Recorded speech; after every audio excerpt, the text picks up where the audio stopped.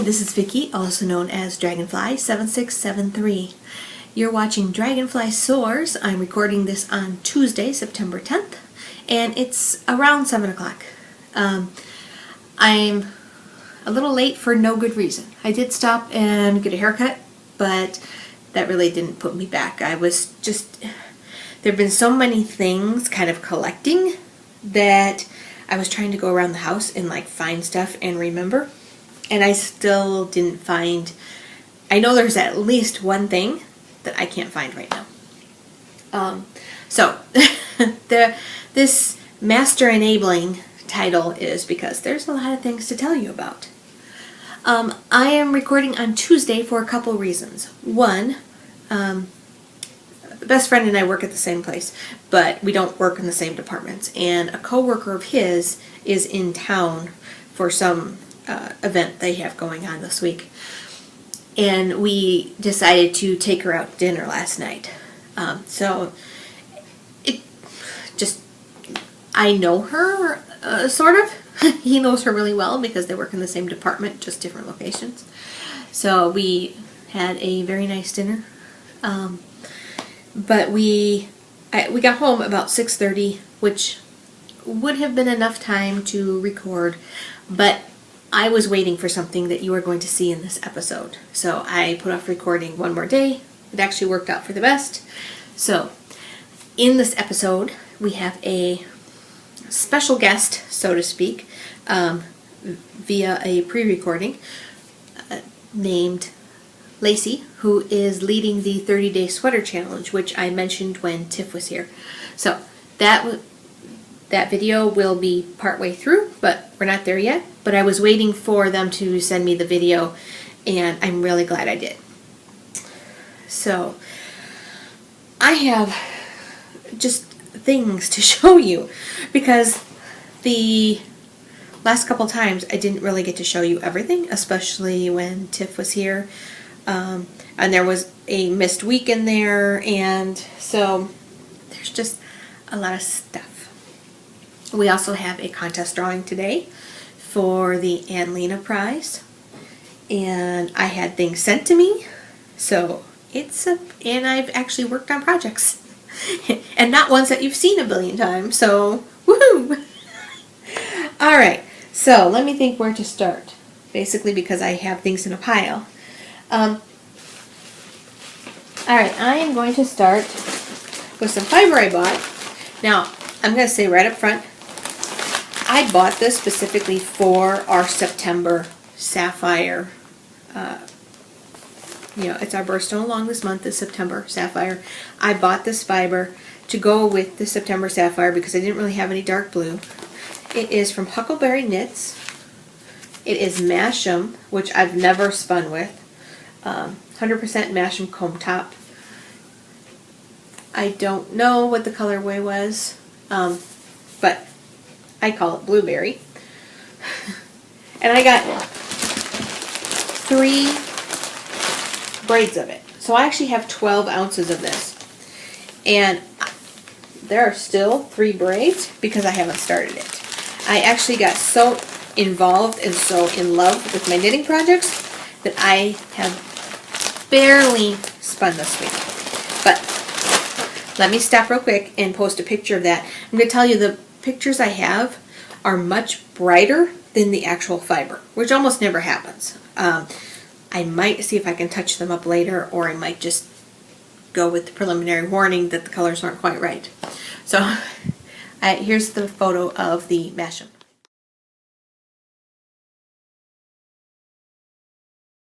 So I really, I think it will spin very well from what I can tell. I will also say though, I got to a point where I actually looked at 3 braids and thought, I don't have time to finish that. I originally was going to do them all as singles and then true 3-ply them, but I think I will actually do them as, do one as a single and then Navajo ply it, so that I will have 3 4-ounce braids, or 4-ounce skeins, but each from its own braid, so that I don't have to do all 3 and then ply just to have a finished item. That way I can count each skein as I get it done as a finished item if I get any of them done in September. We'll see. It might actually clear up, but it's been kind of a well, it was a weird week last week because Tiff was here, and then I recorded on Tuesday, and then there was like this little bit of the week left, and this weekend, best friend and I just pretty much did nothing. There was nothing we had to do this past weekend, which is a rare occurrence. So we purposely did nothing. We did chores around the house. We ran some errands. We obviously managed to shower and feed ourselves and things like that, but we didn't go anywhere. We didn't do anything. We didn't join friends. We didn't see family. We didn't do anything. So I got a lot of knitting done. All right. And we also went to go see Elysium with Matt Damon. And I will tell you about that when I get to my works in progress. So, something else that came, and I have 2 things that I'm going to show you that really are part of clubs, but I'm showing them so late, I'm hoping it doesn't spoil anyway. So, this one is Spartacus Dies Wizard of Oz Club. Spartacus Dies is by Mary Gale. She hasn't done a episode in a while, but she did the Exchange Student in Fiberland podcast. I believe she still intends to do it, but she has been concentrating more of her efforts. She has a full-time job, and when she's not doing that, she's been concentrating more on the yarn and project bag part of her business, because that actually earns her money. So she's doing a Wizard of Oz club. Now, anybody that's really close to me knows that I really like Wizard of Oz. Not necessarily the movie Wizard of Oz, but I have all the Frank L. Baum books, and then right after that is Ruth Plumley Thompson, and I have all of her books. And in many cases, I actually have very early editions, and then I have readable editions. There's the ones that people can touch, and there's the ones people can't touch. I also do have some things from the movie too, because periodically that, will come up. But so when she said she was doing Wizard of Oz yarn and project bag club, I was right there. So the first one came, and it is inspired by the flying monkeys. Now, this is the photo she used for the flying monkeys. And this is the colorway that was inspired. Now, I think she got it right on. I can't see what you're seeing, so I'm hoping you can see the beautiful fiber. It's got, as she describes it, it has blue and gray and red and a little bit of white. So based on that picture. And the blue is kind of the teal blue and the steely gray. And I think she really got this one. And this is her Braverman sock base. It's 80% superwash merino and 20% silk. So I really like the way that colorway came out. Now, I said yarn and project bag. So it also came with one of her parachute style bags, which on the outside has the rainbow, because we all know about, over the rainbow. And the inside has ruby red slippers. So, and this project bag, like this, so you can carry it on your wrist while you're knitting. And then you need to tighten it up. You slide the bead down. That closes it. I have some pictures of the yarn and the bag. And when I took pictures of the bag, I actually put something in it, so it's a little better than looking at it this way. Because right now it's been all pressed and pretty, but it doesn't sit flat the way you would think for a project bag. It stores really nice though. All right, let me show you pictures of those.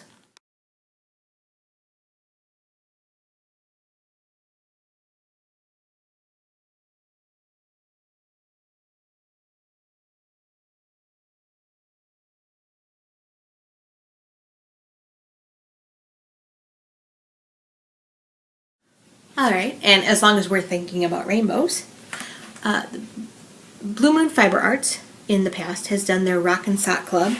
Well, this time they're doing the Rock and Whirl Club, which is for spinning. It's the first time they're doing a club that is based on spinning fiber. Again, I know other podcasters have already talked about this, so I believe everybody probably has it because I got it shortly after one of the times I recorded. So this is the August club, and it is rainbow.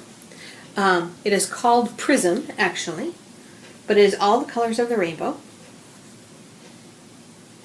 and it's beautiful. It is 100% Polworth.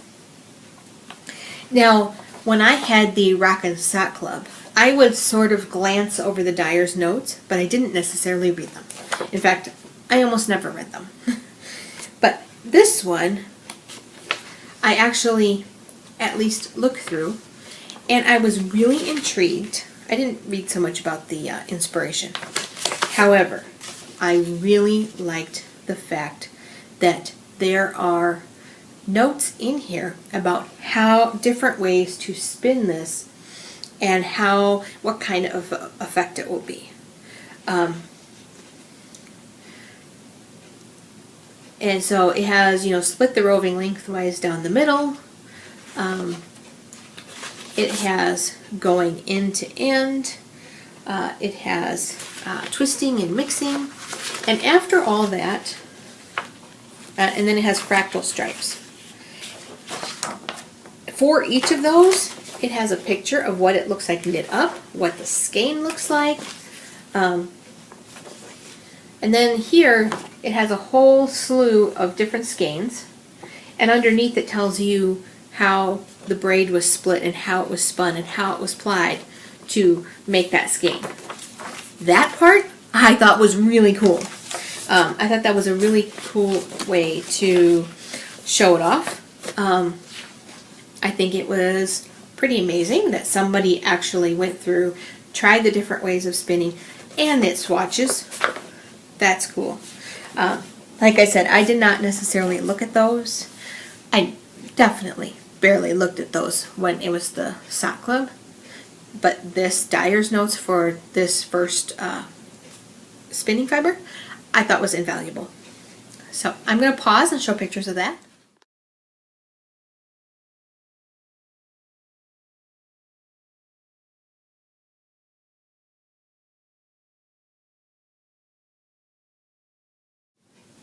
Alright, so that was Blue Moon Fiber Arts, their new Rock and Whirl Club. That was the first shipment from August. I believe it's an every other month club. So the next item is not a secret at all. I ordered it myself. Oh, sorry for the noise. I have a big pile of alpaca, and someday I promise I'm going to get to it. I think part of it is it intimidates me, like somehow I'm going to ruin it, but also I keep looking and seeing that people they pick it and they have a big giant picker, and then they have to card it, and a lot of those tools are very expensive, or if you don't have the tools, very time consuming. And I'm struggling with that because I have enough fiber to make the lack of tools, the time consuming part, feel overwhelming, but I don't have enough of it to feel like I should be buying expensive tools when I don't know if I'm ever going to want to do this again. But I have been wanting some hand carders, and most of the time they are very, very expensive every time you see them. On Etsy, I found a shop called Shunklies, Shunklies, and they had these carders, which are much bigger than those little bitty tiny flip carders I bought before, because that was crazy. They're much bigger than that, but they were 12 pounds because they're from the UK. I don't remember now what that came out to. I think it came out to about $16. But then I had to pay shipping.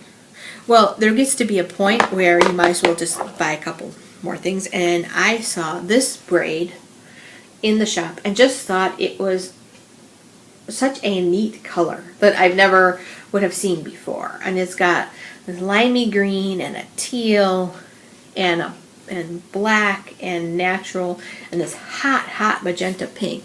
And then I thought, well, you know what? If I make this, I need two. So this is called Rainbow and Silks. It's 70% wool, 30% silk. And again, it's from Shankly's. So this is 100 grams. Now, I do have one small issue. On here it says 4.5 pounds. I paid 6.5 pounds. But I'm not going to worry about it too much at this time. But it's really pretty. And then between the two, the shipping was basically the same, whether I ordered just the Carters or ordered the Carters and fiber. And frankly, even at 6.5 pounds,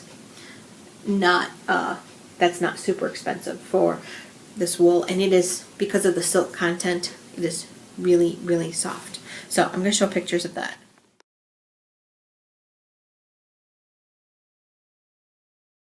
Alright, now I told you that best friend and I went to go see Elysium, which was the Matt Damon movie, and he really liked it. I liked the movie. I thought it was slow in parts. However, it is highly probable that I thought it was slow because I couldn't knit. I had no twitchy socks because the twitchy socks that I had been working on, I put the heel in and they're done. I haven't started a new pair. I thought I could work on my shawl during the movie. And I probably could have, except I wasn't thinking. So, the shawl right now is at a point, this is how it looks. This is the secret goal shawl. I think it's the secret goal, because it's talking about a goal you keep in secret, so that must be it. This is actually the top of the shawl. So I'm actually doing one side right now. So I keep looking at it this way because this is the way I'm knitting it, but it actually, this is the shawl. And right now, we went from nine brown ridges, 1 pink, 8, 2, 7, 3, 6, 4. See the thing? The browns are going down while the pinks are going up. The pink is my homespun. That is my Boardwalk Roses from Highland Handmaids that I spun during the Tour de Fleece this year. So, and I am really, really in love with this project. I especially love the commercial brown yarn is contrasting so beautifully with this. But here's where I had a problem. When we went into the movie theater, I had done 7 brown ridges. So I needed to do 2 more and then do 1 back and forth of the pink and then do brown again. I could have done that. I easily could have done that if, before the movie started, I had actually counted how many ridges there were. I had no idea. And I had no way of seeing in the movie theater this dark brown and counting how many ridges were in it. And I was scared to death I would go over and then have to rip everything out. So I knit a couple rows that I was pretty sure were safe. And actually I think when I got there I had 5 because I knit two more ridges and then I stopped because I thought I was at 9. The other thing was I wasn't sure if I was supposed to be at 8 or 9. I didn't remember what the directions said. So if I had just, before the movie started, taken out the directions, taken out my shawl, taken a quick glance and said, okay, yes, I'm supposed to do 9, and then counted and seen I was at 5, I could have kept track of that, but I didn't have a clue. So I knit a couple back and forth, and then I put it down because I was afraid of messing it up. And the entire movie, I was sitting there going, I had to sit on my hands because when I'm bored and I have nothing to do, I tend to bite my fingernails, and I didn't want to do that. Ooh, that reminds me, I was going to tell you something. Anyway, I didn't want to bite my fingernails. So I'm sitting on my hands. So to me, parts of the movie felt really long. And later when we were talking, best friend and I determined that it really probably had to do with the fact that I didn't have my knitting with me. And I was getting antsy. And so I just wanted it to get moving and be done with. Which had nothing to do with the poor movie. But I'm really loving that shawl. Nails. I posted this on Plurk the other day because I was amazed. I normally have really bad luck with nail polish. I type all day and I type really fast, so I'm really rough on the tips of my nails. Not to mention, you know, doing dishes, laundry, whatever, you know, normal life. I normally chip my nails like crazy. Last Wednesday or Thursday, I put this nail polish on. I have not touched it up, and it still looks pretty darn good. I mean, it's a little chipped now, but I normally, within a couple of days, I have big gashes. This is Revlon Brilliant Shine. I think that's it. I'm going to post a picture of the nail polish so you guys can see it, because it is very rare that I have a nail polish that works so well. I'm actually going to be, I don't know when I bought the nail polish, but when I looked on the Revlon site the other day, it was still listed as one of their couple brands of nail polish. So I am going to be, the next time I go to Walgreens or something, I'm going to be looking for it. But I just had to share because I was like, wow, I never have nail polish hold up like that. Now, watch, with my luck, another color will be like, not work at all. But right now, I'm really jazzed. So, I am going to pause so I can show you pictures of the shawl, and I'll post in the picture of the nail polish just so you guys know what I'm talking about.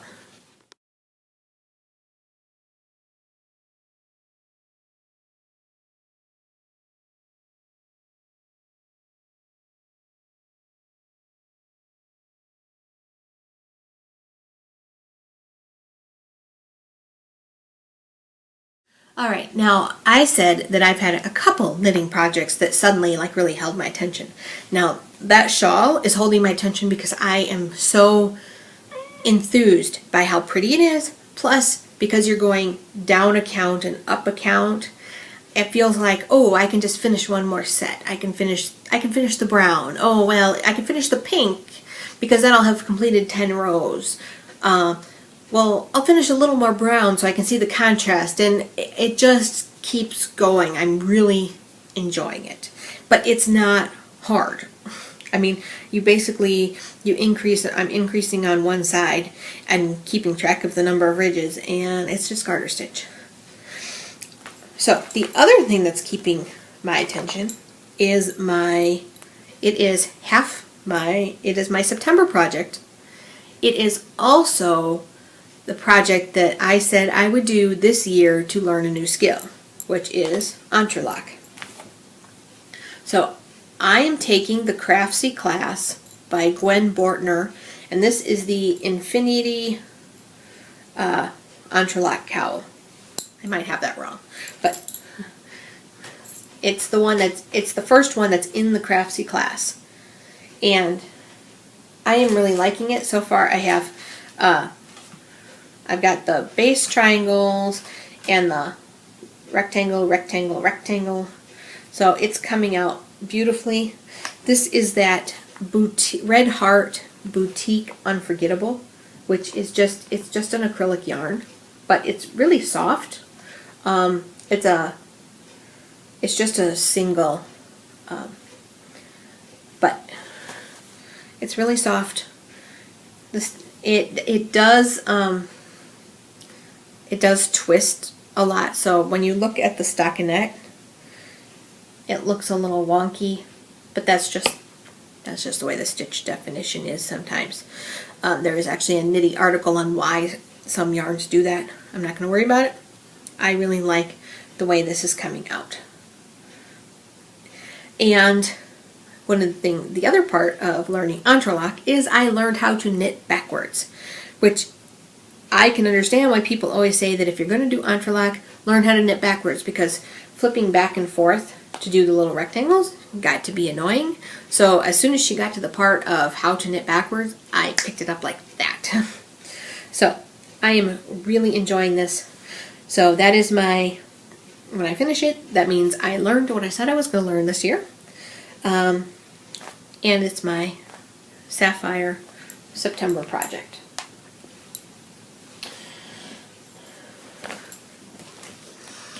I'm going to post pictures here.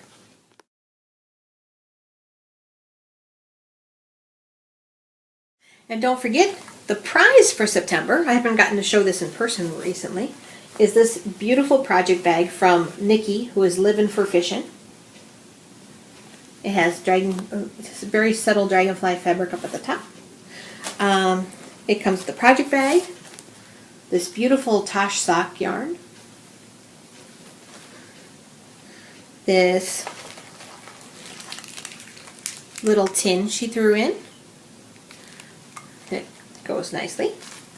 And a set of sock-sized stitch markers that I'm throwing in so that you have something for your tin. So this is one of our more significant prizes. I mean, we've had awesome prizes this year, and the fact that so many were donated by you guys is fabulous. So that's our Sapphire prize. The picture will be at the end like it has been. I also realized that my other pair of twitchy socks that I did ages ago, that have no heel, count for Sapphire because they have the blue stripe in them. So, and I have plenty of yarn because I didn't go very high on these. And actually that's probably okay.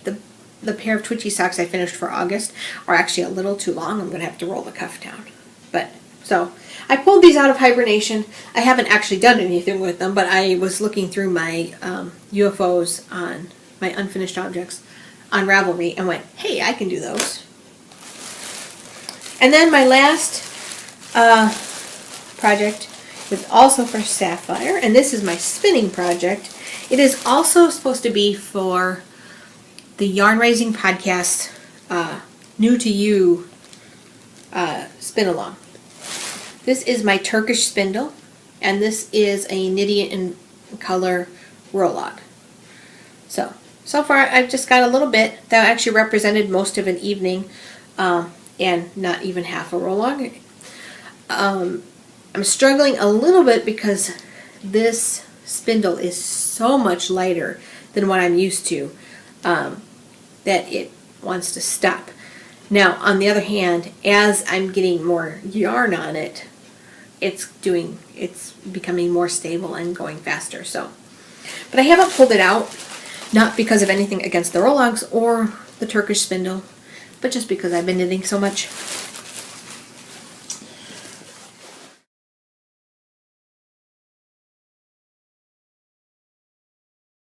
I talked to you when Tiff was here about the 30-day sweater challenge.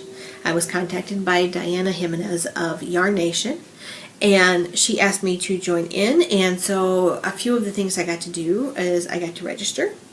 I get to be part of the planning, and we are part of the tour that they are doing around various blogs and podcasts. Because we are a video podcast, we actually got a video from Lacey. Let me see real quick if I can find her last name. Oh dear. Oh, Lacey Lynnae. And this is actually designed with Johnny Vasquez. And right now, I'm going to pause this, and we are going to see the video that Lacey did specifically for this podcast. And just to give you a little bit, just to give you a little bit of a background. When looking at the tour, they had a list of possible topics. I hadn't seen the list yet, and Diana asked if I had any ideas, or she would send me the list. And I said, you know what? I have this sweater. And you guys all know about the Philosopher's Wool sweater I knit a couple years ago. I spent all year on it. I mean, it was an it was a feat. It is big. It was color work. It is complex. I loved the process of knitting it. However, I don't wear it. I don't wear it because it is big and bulky and the style doesn't suit me. So I suggested a topic called, I suggested a topic about the sweater and how do you make sure that you're going to spend time, effort, and money on a sweater that you're actually going to wear. And we decided to call it the never seen sweater.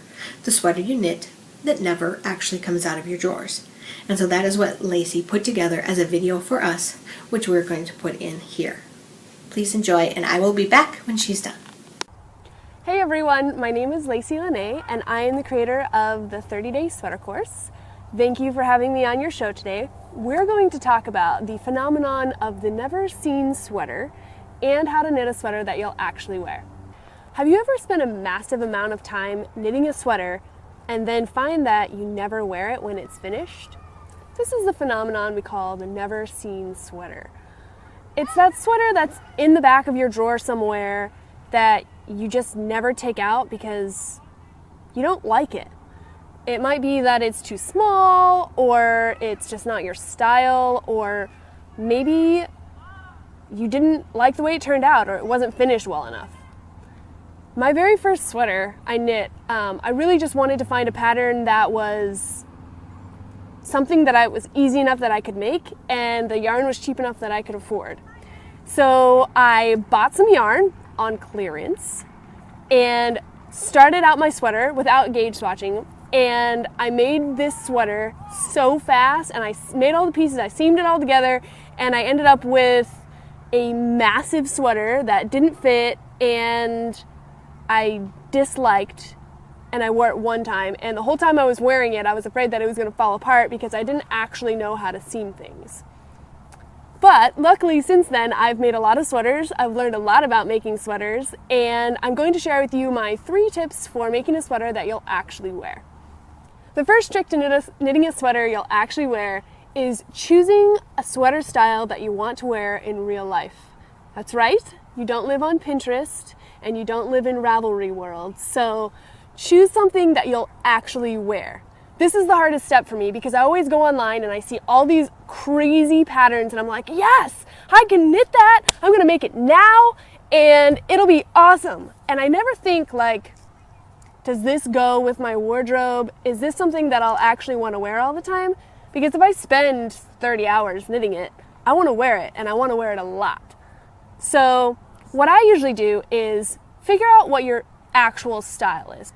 To find inspiration or to find what my style is, I generally will go to stores that I love, like J. Crew or Anthropologie, and look at the sweaters that catch my eye. What is it that I'm really wanting to wear? And it's that type of sweater that I'll try to mimic or make or find a pattern for. Generally for me, that means it's gray, it has some texture, and probably has some form of color work and buttons. I love buttons. It could be different for you. You could love cables, you could love color, you could love red sweaters with, polka dots. Find what you like, and that's what kind of pattern you should start looking for. Also, make sure that you look at what your wardrobe looks like right now. So if I make a bright purple sweater and I have nothing to wear it with, chances are it's not going to get worn very often. But in my life, gray goes with everything, and I feel like if I make a gray sweater, I can wear it with jeans, I can wear it with skirts, I can wear it with anything that I want to try on. So pick something that will fit into your wardrobe that you can wear with what you already have. The second trick to making a sweater that you'll actually wear is taking the time to plan out your sweater before you knit it. This is super, super important because if you don't take the time to, first of all, pick a sweater that's suitable for you, you might not like what you end up with.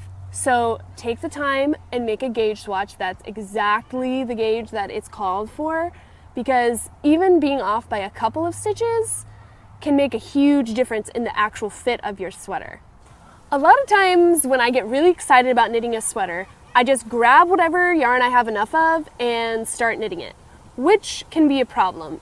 When you're choosing a yarn to substitute, you should make sure that the fiber content is very similar to the fiber content that's recommended for that project, because different fibers behave differently, and if you use cotton instead of wool, you will end up with a very, very different sweater than what you're anticipating. Stick with something similar to the yarn that is specified for the pattern. Make sure you pick a color that complements your skin tone. It's the biggest bummer ever to knit a whole sweater and then put it on and realize that you don't look good in that color. So stick to colors that you would normally wear.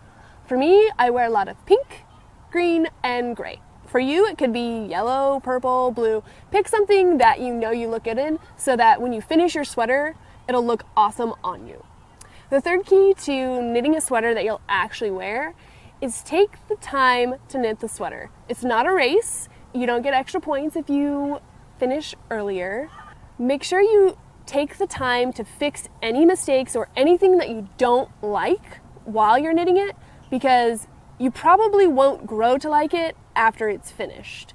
So if you think that the sleeves are too short, stop knitting the cuff and make the sleeves longer, because chances are after you finish the sleeve, you don't want to go pull it out and re-knit it, make it longer, so you just won't wear the sweater at all. It's always better to pull out a few rows to fix a mistake than to dislike the sweater that you end up with when you're finished. Finishing is another thing that you really want to take your time on. Finishing touches make or break a sweater, in my opinion. So take the time to weave in your ends properly, seam it correctly with a suitable seaming method, and block your sweater. Let me say that again. Block your sweater. This step seems like maybe you should skip it because you've already knit your whole sweater and it seems like it's ready to wear, but blocking adds that just little bit of extra awesome that will make your sweater look super polished and great when you're wearing it. It'll also even out your stitches and just make it look really professional when you're finished. If you don't know how to do any of the finishing techniques, there are plenty of places you can find videos or tutorials on how to do them online. New Stitch A Day has some great tutorials on finishing. Tech Knitter and Knitty all have great things to learn how to do these correctly. So take the time to learn how to do them and finish your sweater properly so that your sweater looks professional and you really want to wear it. So there you have it. Those are my 3 steps for creating a sweater that you'll actually want to wear. Take your time, prepare before you knit, and choose a sweater style that suits your personality and your actual fashion sense. So before I go, I want to let you know about a big event we're doing in October. It's called the 30-Day Sweater Challenge, where we're challenging 5,000 knitters all across the world to knit a sweater in 30 days during the month of October. We've created a free 30-page downloadable sweater planning guide to help you get started. And you can also enter to win free yarn for a year. Just go to 30daysweater.com/dragonfly. Thanks so much, and we'll see you in October. All right. I hope you enjoyed that. I watched it last night. I got to see it for the first time late last night, right before I was going to go to bed, and I really enjoyed it. So if you follow that link, 30daysweater.com/dragonfly, you actually come to a site that's for us, which I think kind of gives me credit, so they know where people are coming from. And what you can do is you can download the free Ultimate Sweater Planning Guide. Now, this in and of itself is not a pattern. It is kind of the preamble for signing up. It talks about picking a sweater construction, including what style sleeves you like. Do you want a pullover? Do you want a cardigan? What kind of neckline do you like?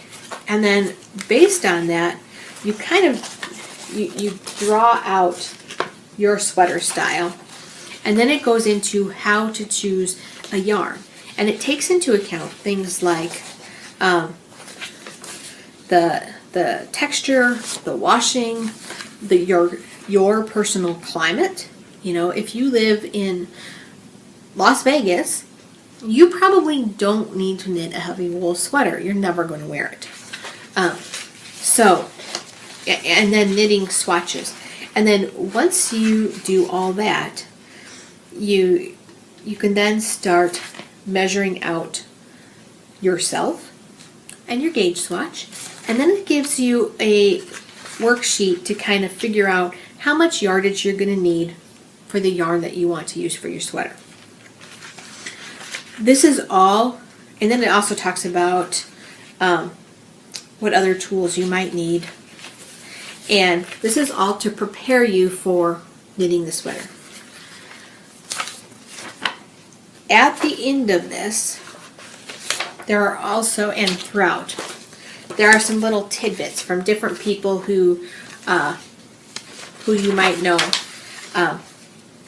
The couple that I knew is Heather Zapetti was in here, and Kari Kagi-TM of the High Fiber Diet, and then yours truly. I have a little blip in here of different advice we would give people. At the end of all it says, if you are interested in this, starting on September 17th, you can buy the workbook and participate with us. And they're trying to, as they said in the video, they're trying to get 5,000 sweaters, 5,000 knitters worldwide. And there is there will be a 25% off coupon code specifically for us. So if you download the planning guide, you will get the coupon code. Now the planning guide's free. At this time, I don't know how much the workshop is. And that's just being upfront. I actually sent a message to Diana. I'm not really sure where she is because I tend to get responses from her at weird times. I asked her a whole bunch of different questions that I'm waiting to get responses on. And one of them is, can we relay the price yet? And if so, what is it? But I'm really excited about this. Every time I've looked at, once I did this, I have some basic access to the website and I can see kind of what each day is going to be about. And they're really simple. I mean, there's catch-up days built in. There's like 3 days to do a sleeve. It seems doable. It really does. So I'm hoping you guys will join me.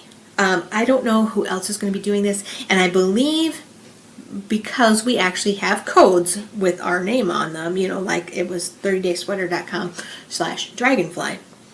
It's not something you can really double dip because whoever you sign up with, that's the person who gets that's the podcast, blog, etc. that gets the credit for it.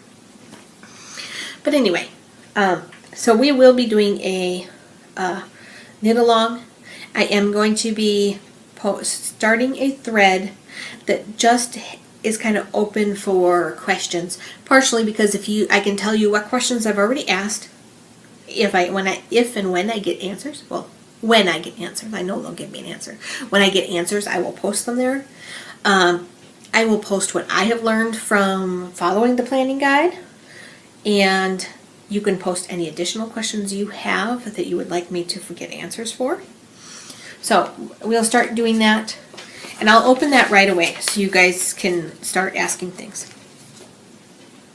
So I'm really looking forward to that. My only complication, and it may be a big complication, is that it turns out I am going to China in October. And not only am I going to China, but I'm going for, the trip is going to take a little while. I leave on Monday. I leave on Monday at 10:30 in the morning from Chicago, which means I actually have to, get up and get down to Chicago in plenty of time to get through everything. So Monday is all travel. I will arrive there at 2 p.m. China time, and on Tuesday, but we're not going to work on Tuesday. We're going to go into the office on Wednesday, which I'm grateful for.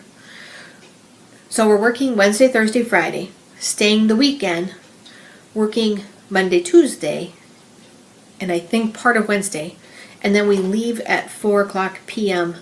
on Wednesday, And the funny thing is we leave at 4:10 on Wednesday, and we land in Chicago at 4:35 on Wednesday. So it looks like it only takes 25 minutes. And then I don't know what I'm going to do Thursday, Friday.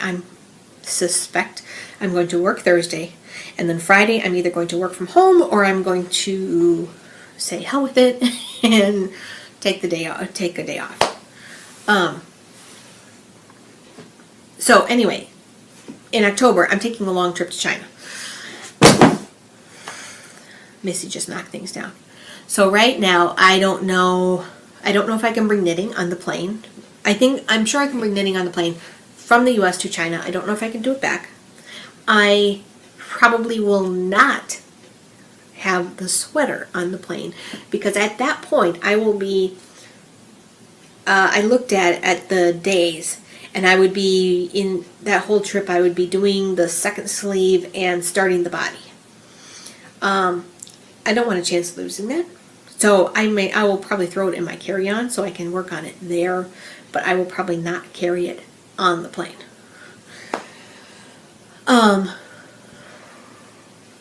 So we shall see. I don't know how my knitting time is going to be. When I went to Switzerland, we had these huge 3-hour dinners and all this. The people I'm going to China with actually go there fairly frequently, and I don't think they are as interested in the huge social scene, except for if they feel like they need to take me out so I can see something. So we'll see. I did find that there is a yarn shop that is a 45-minute subway ride from the hotel to the yarn shop. And it's like really it's one subway, and the one end is almost right outside the hotel, and the other end is like 2 blocks from the yarn shop. So I think even if I can't read the signs, I might be able to find it. Best friend has a friend of his who just came back from Shanghai maybe a month ago. I think a month and a half. And we're actually meeting him for lunch next Tuesday, so he can like show me photos and just kind of tell me about the city and what to expect. So I'm looking forward to that. Alright, I'm going to pause for all the chatter, because then I want to do the drawing for Ann Lena's coupon, Ann Lena's free pattern, and I have a box that came from Victoria Blue, who also known as Schmopey, that she sent me from Israel.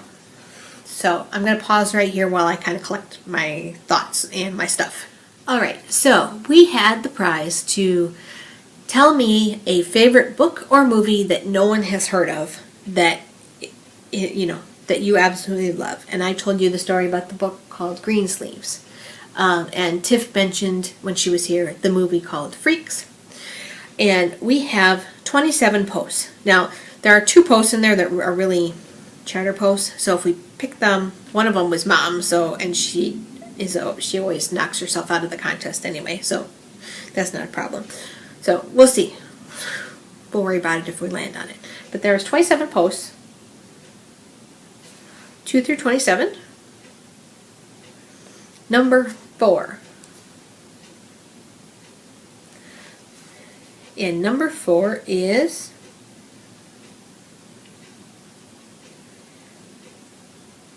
I don't know how to pronounce her name. A1DAWEAN.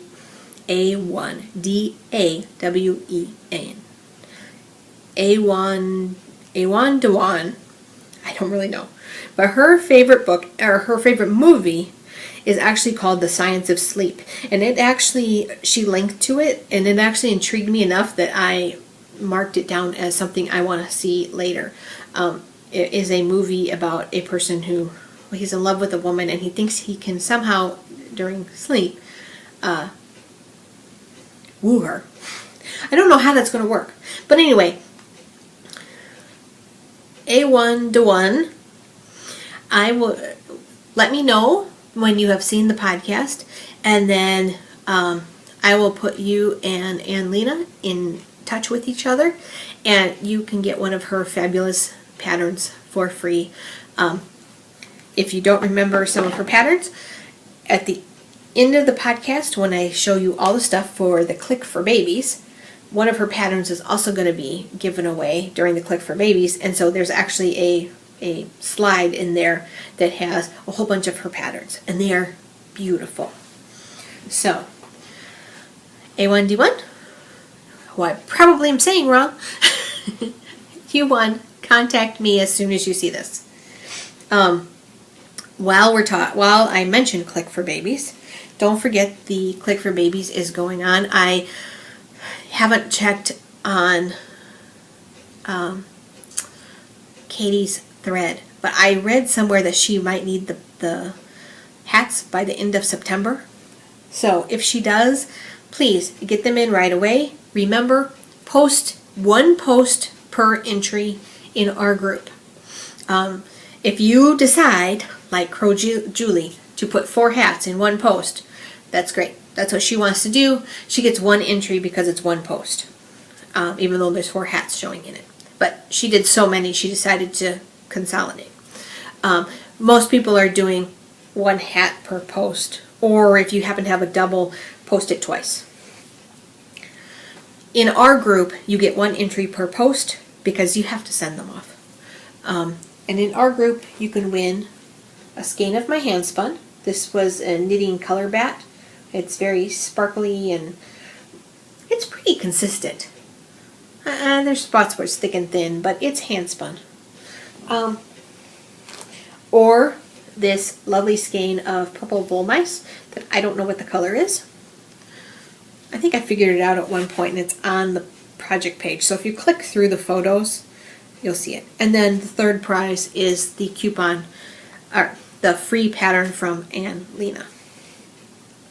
Now, when you send hats, each hat that Katie receives gives you an entry over on her podcast, and the prizes I've donated to her are this Lorna's Laces Shepherd Sock. It's a mill end.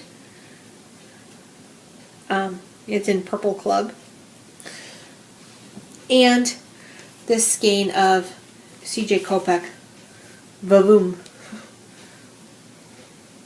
So these are in Katie's.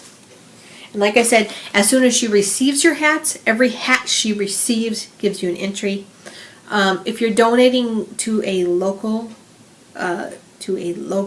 hospital, because this is all for the Purple Click for Babies. If you're donating to someone place local, then you have to post a picture in her finished objects and say where you donated it.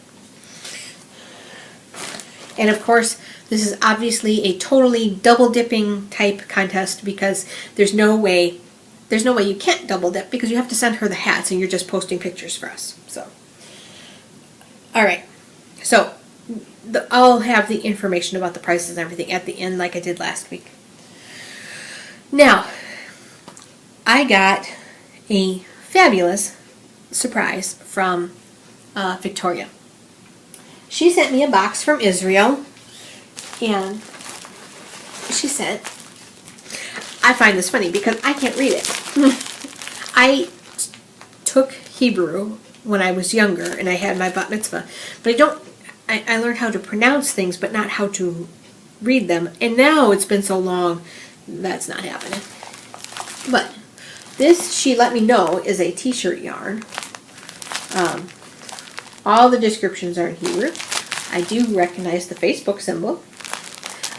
Nicely, some of the symbols for the knitting are the same, are being used the same worldwide. So one is this beautiful teal, and the other is this limey green.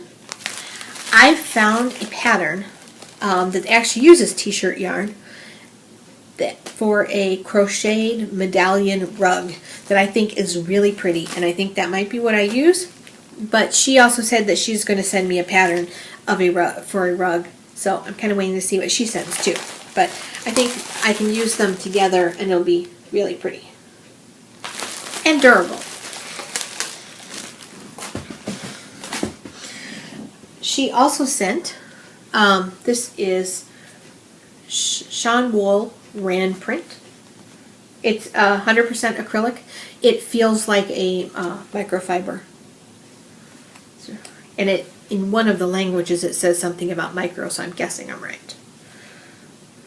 But it's very pretty.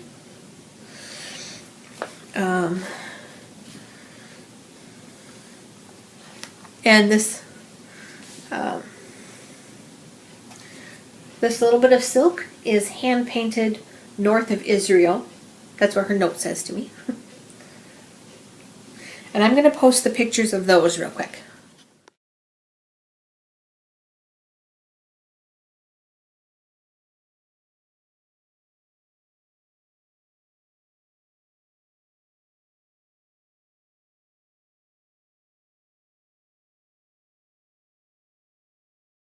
She also sent me this lovely orange hat, and I just turned so that you could see it against the white curtain, I hope, because I can tell you against the red wall, it's not pretty. They just clash with each other. So, this cute hat. I tend to wear kind of beret style. You can also wear it slouchy, but I think I look cuter with the beret style. And then also a little, this is from a yarn shop in Israel, and on the back side is basically their business card, and on this side it is a ruler and knitting conversion, millimeters to US sizes for hooks and needles. And then this magnet, she told me that for Rosh Hashanah, I think for Rosh Hashanah, I'm assuming, for the New Year, which was Rosh Hashanah for those for Judaism, that the people send postcards wishing each other a sweet New Year. But she said these days it has become popular to also send postcard-sized magnets, and she said her fridge is getting full of them. So I don't know exactly what the whole thing says, but the sentiment is to a happier, sweeter New Year. And I think that's it. And which is probably plenty, because between my talking and the video from the 30-day sweater challenge, I think this is going to be a very long episode. So I will see you guys all later. Bye now.